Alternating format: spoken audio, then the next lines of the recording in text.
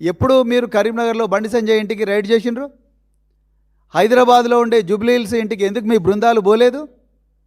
ఎక్కడ పోయిన మీ బృందాలు? ఎక్కడ పండుకుంటున్నారు? ఏ డబాలో పండుకున్నారు మీ బృందాలు? ఎవరు ఆ బృందాల నాయకులు? వాళ్ళ రోజు చేసిన పని చూపించండి. మళ్ళీ మీరు అబద్ధాలు చెప్తా ఉన్నారు, మా బృందాలను అక్కడ పోయినా ఇక్కడ పోయినా అని. మీ బృందాల టవర్ లొకేషన్లు ఇవ్వండి. బండి సాయి భగీరథ్ టవర్ లొకేషన్ తీయండి, ఇప్పుడు మీకు తెలిసిపోతుంది ఎక్కడ బృందాలు ఉన్నాయి.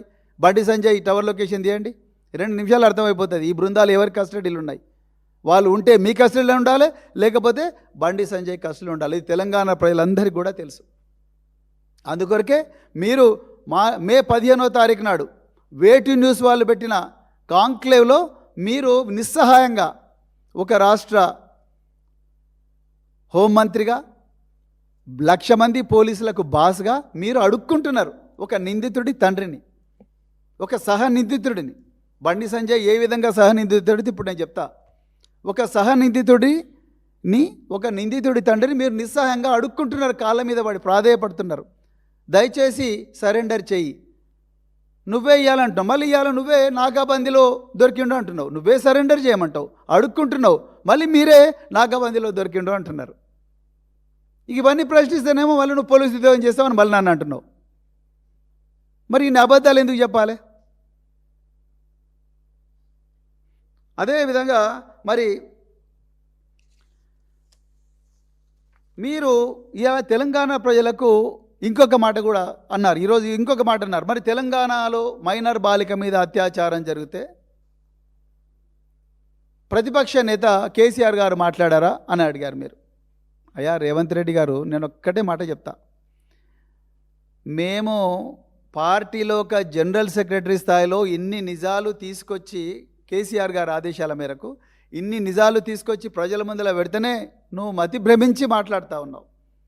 ఇక కేసీఆర్ గారు దీని మీద మాట్లాడడం మొదలుపెట్టినంటే నీ మైండ్ బ్లాక్ అయిపోతుంది. ఇక మీరు ముఖ్యమంత్రి కార్యాలయానికి రాలేరు. ఇక ప్రజలు పూర్తిగా ఏవయించుకుంటారు, మొత్తం కూడా కథమైపోతారు. మాకే నువ్వు మేము మాట్లాడే మాటలకే తట్టుకోలేకపోతున్నావు, మేము ముందర పెట్టే నిజాలకే మీరు తట్టుకోలేకపోతున్నారు.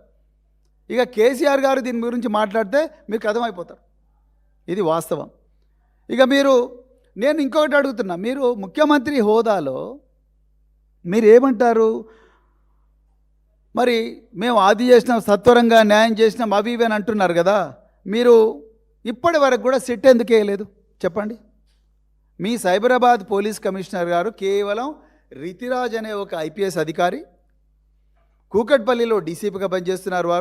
వారు దీన్ని పర్సనల్గా ఇన్వెస్టిగేట్ చేయాలని మాత్రమే, మానిటర్ చేయాలని మాత్రమే వారు ఒక మెమో ఇచ్చారు. కానీ మరి మీరు ట్యాపింగ్ కేసులో మరి హైదరాబాదు పోలీస్ కమిషనర్ గారు, అదేవిధంగా ఒక 4 ఐపీఎస్ ఆఫీసర్లు, అదేవిధంగా 4 ఏసీపీలు, 2 ఇన్స్పెక్టర్లు, దాదాపుగా 9 నుంచి 10 మందితో పాటు 2 సిట్లు వేశారు టాపింగ్ కేసులో.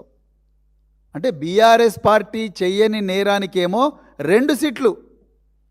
ఒక మైనర్ బాలిక న్యాయం కోసం పోరాడుతుంటే, ఆమెకు అన్యాయం జరుగుతూ ఉంటే ఆ కేసు ఇన్వెస్ట్ చేయడానికి ఇప్పటికి కూడా సిట్ వేయడానికి మీకు చేతులు రాలేదు రేవంత్ రెడ్డి గారు. మీరు మళ్ళీ రాజకీయాలు చేస్తున్నట్టున్నారు. అసలు ఈ మాట మాట్లాడడానికి మీకు అర్హత కూడా లేదు. ఎందుకంటే ఈ అమ్మాయికి అన్యాయం చేసిందే మీ డిపార్ట్మెంటు, ఈ అమ్మాయికి అన్యాయం చేసిందే మీ పోలీస్ డిపార్ట్మెంటు. అది నేను ఇప్పుడు చెప్తా ఎట్లా అన్యాయం చేసిందనేది.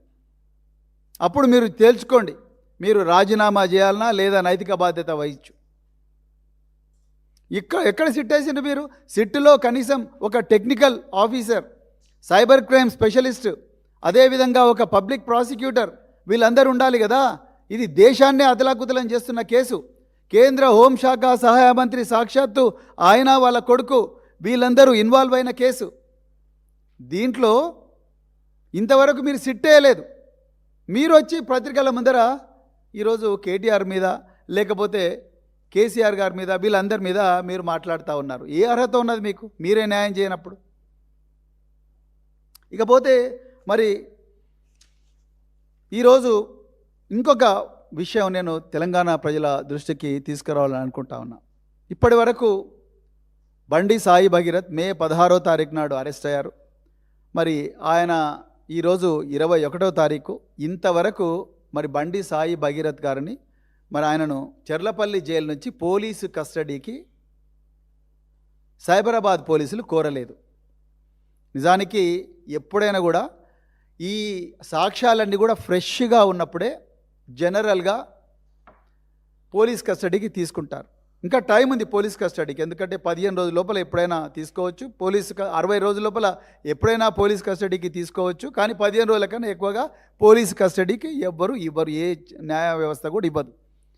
కానీ మీరు ఎప్పుడు పోలీస్ కస్టడీకి తీసుకుంటారనేది అందరూ 1000 కళ్ళతో ఎదురు చూస్తున్నారు. కానీ ఇప్పుడు మీరు చేస్తున్న కామెంట్స్, మీ ఎంపీలు చేస్తున్న కామెంట్స్, అదేవిధంగా బీజేపీ నాయకులు, మరి ముఖ్యంగా పైడి రాకేష్ రెడ్డి లాంటి వాళ్ళు, అదేవిధంగా బండి సంజయ్ గారు మళ్ళీ మీడియాకు వచ్చి చేస్తున్న కామెంట్స్, ఆ కుటుంబాన్ని బెదిరిస్తున్న తీరు చూస్తే మాత్రం ఈ కేసులో ఈ అమ్మాయికి న్యాయం జరుగుతున్న నమ్మకం రోజు రోజుకు సన్నగిల్లుతున్నది.